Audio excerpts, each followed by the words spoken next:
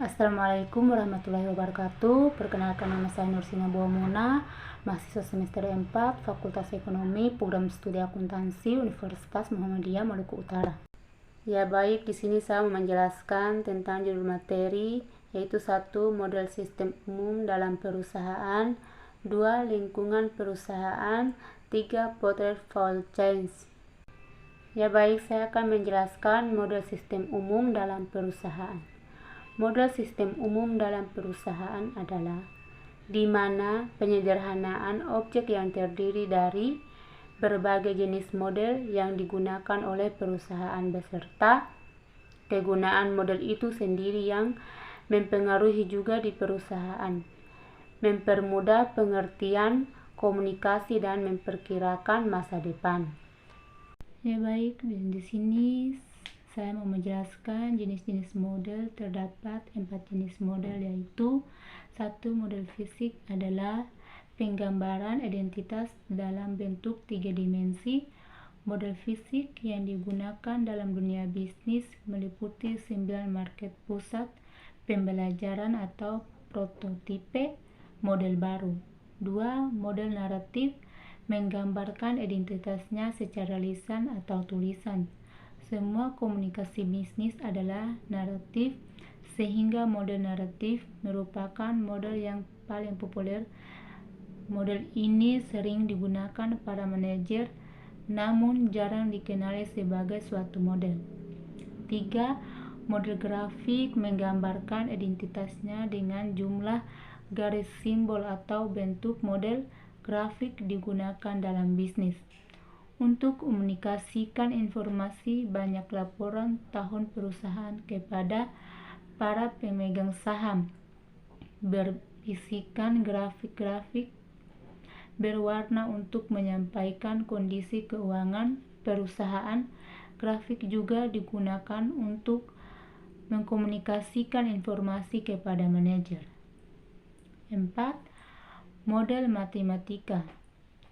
Semua rumus atau persamaan matematika adalah suatu model matematika yang digunakan para manajer bisnis. Pada umumnya tidak lebih rumit daripada model yang bisa digunakan dalam matematika. Ya baik, konsep dasar sistem model umum dalam perusahaan ada 2, yaitu 1. Sistem fisik merupakan sistem yang terbuka yang berhubungan dengan lingkungannya.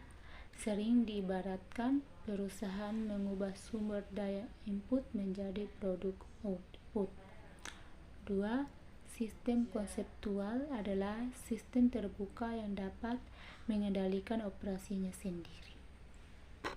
Ya baik, 3. Portfolio change. Portfolio change adalah proses di mana sebuah perusahaan mengidentifikasi kegiatan utama dan bantuan yang menambah nilai produk, kemudian menganalisis untuk mengurangi biaya atau meningkatkan diferensiasi. Dengan kata lain, analisis itu mengungkap di mana keunggulan kompetitif suatu perusahaan atau kekurangannya perusahaan yang bersaing melalui keunggulan.